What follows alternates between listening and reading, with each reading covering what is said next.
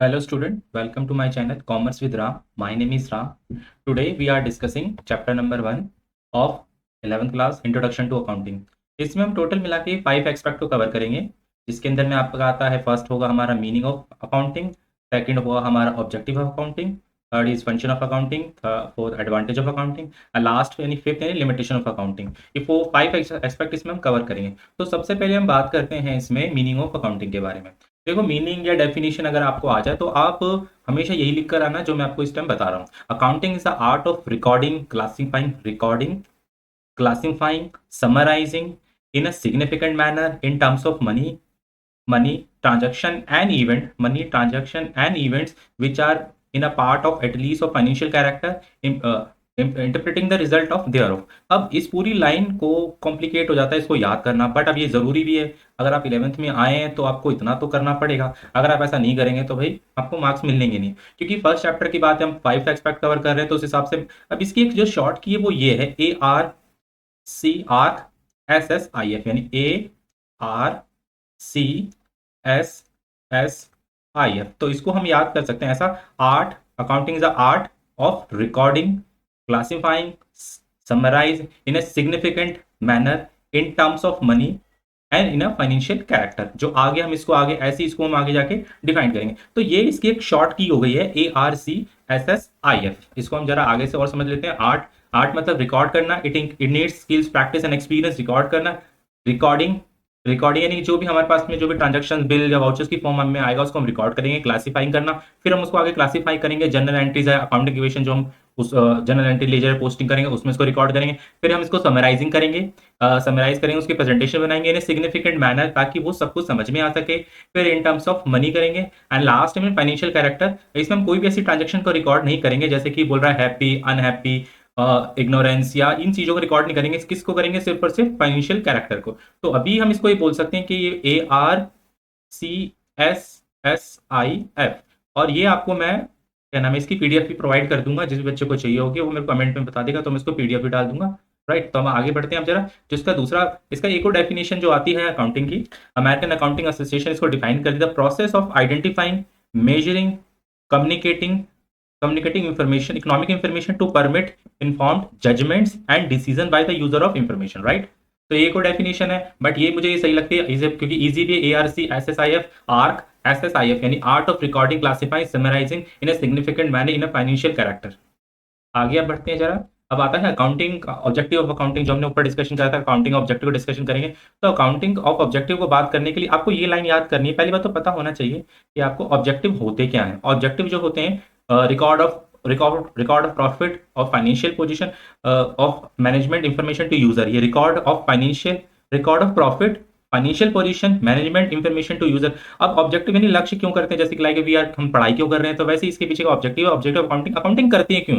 तो पहला जो इसका पॉइंट है वो आता है रिकॉर्ड्स को मेंटेन करने के लिए, दूसरा आता है प्रॉफिट को निकालने के लिए, थर्ड जो आता है आपका फाइनेंशियल पोजीशन को कैलकुलेट करने के लिए, अब ये असिस्ट करता है, फोर्थ असिस्ट करता है हमारे मैनेजमेंट को, और लास्ट में ये इसके लिए यूजफुल होता है किसके लिए? यूजर्स के लिए। तो मैंने इसके लिए आपको एक पूरी लाइन बनाई, record of profit, financial position, management information to the users. अब इसको हम आगे इस तरह से कर सकते हैं, इस तरह से समझ सकते हैं, लाइक हम इसको इस तरह से समझ सकते हैं कि इसके अंदर हम बात करते हैं ऑब्जेक्टिव ऑफ अकाउंटिंग की। राइट, तो इसमें हमने डिस्कशन करा record of financial transaction, even ascertaining of profit and loss. तो हम जो बात कर रहे थे अभी रिकॉर्ड यानी record of financial transaction, profit and ascertaining of profit and loss यानी कैलकुलेशन करना, एसेटेनमेंट ऑफ फाइनेंशियल पोजीशन इसको कैलकुलेट करना, assisting to the management and communicating accounting information to the user. तो जो मैंने ऊपर आपको समझाया, record of financial position, record of profit, financial position, management information to the user. तो आपको इस तरह से याद कर सकते हो। रिकॉर्ड ऑफ फाइनेंशियल यानी ऑब्जेक्टिव क्या है अकाउंटिंग का? Record of financial transaction events, ascertaining of profit and loss, financial position को निकालना, मैनेजमेंट को असिस्ट करना और कम्युनिकेटिंग टू द यूजर्स। अब ठीक है जी, तो इसके बाद में हम अब आ जाते हैं इसके ऊपर नेक्स्ट पे। अच्छा, इसको एक तरीका और इसमें बोल रखा है RPFMI, इसको याद कर सकते हैं।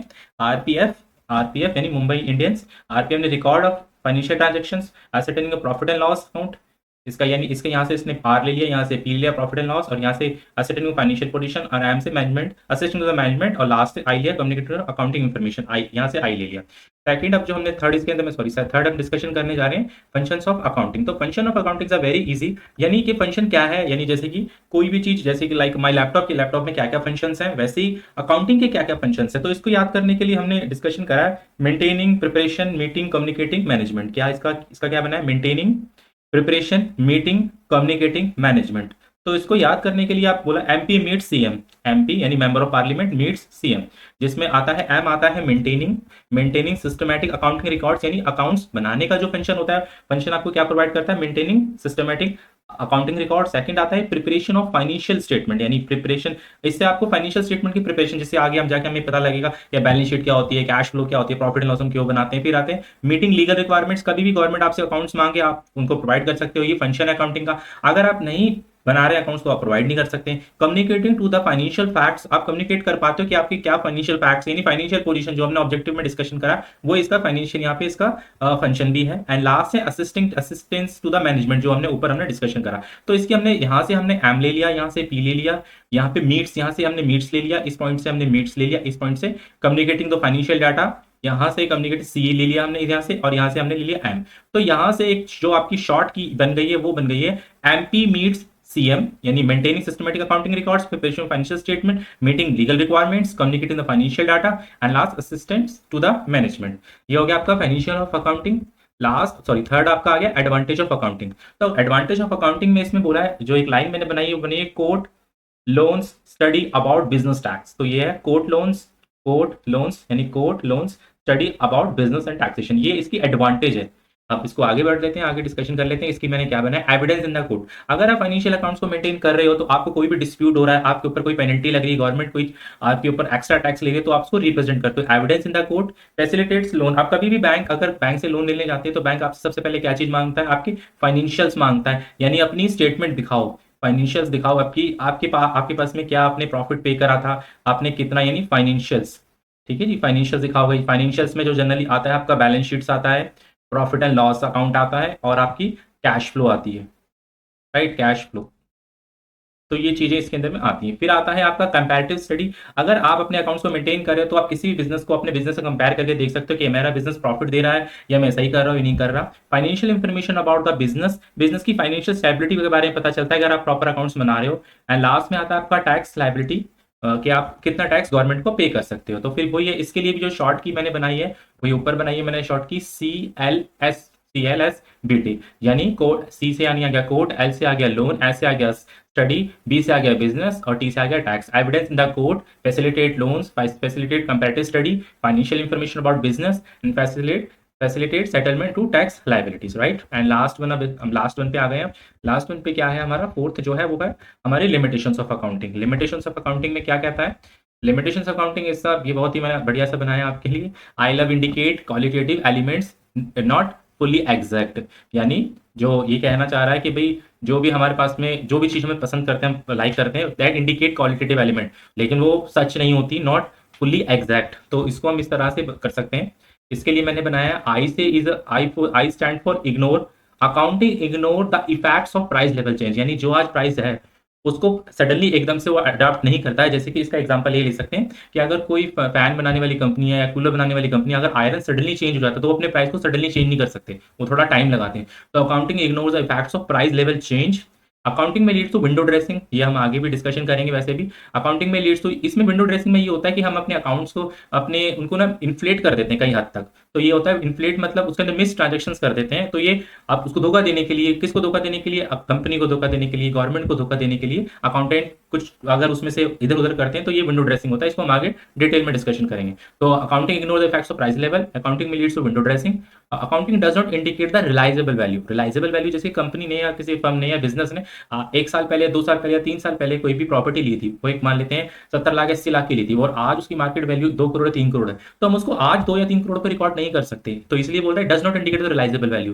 बिजनेस कहता है जब उसको रिलाइज करोगे तभी आप इसको रिकॉर्ड करोगे। तो accounting ignore the qualitative elements. Qualitative elements यानी इग्नोरेंस, हैप्पी, या ये सारे जो कैरेक्टर्स होता है इग्नोर करता है, और जबकि जरूरी भी है वो। इग्नोर करना है, क्योंकि हमारी डेफिनेशन ये करती है कि हम मनी को ही रिकॉर्ड करेंगे। Accounting is not fully, it's not fully exact, तो यानी हम मनी के टर्म्स में हाँ बोल सकते हैं कि एग्जैक्ट है, बट अदर टर्म्स में इसको हम पूरा प्रॉपर एग्जैक्ट नहीं बोल सकते। तो ये accounting ignore the effects of price level change, accounting में lead to window dressing, accounting does not indicate the realisable value, accounting ignore the qualitative elements is not a fully exact. तो अभी ये हमने 4 एक्सपेक्ट हमने discussion करे हैं इसके, अभी पूरी क्लास के अंदर हमने 4 एक्सपेक्ट डिस्कशन करे हैं। तो हम आगे भी इसके फर्स्ट चैप्टर के बारे में और भी डिस्कशन करेंगे।